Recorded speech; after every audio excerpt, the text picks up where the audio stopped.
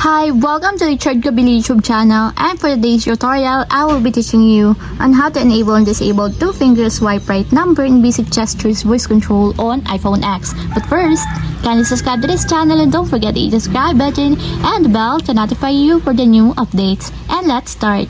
Using your iPhone X from your home screen first, go to Settings.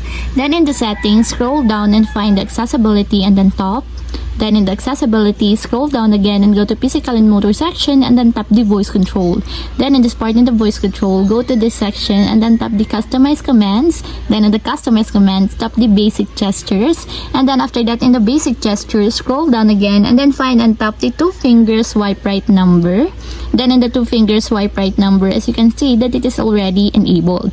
But you have to activate also the switch button under the confirmation required to fully enable the two-finger swipe right number in basic gestures until it becomes green.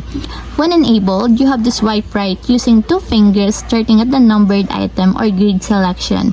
The item numbers or numbered grid overlay must be enabled to use this command.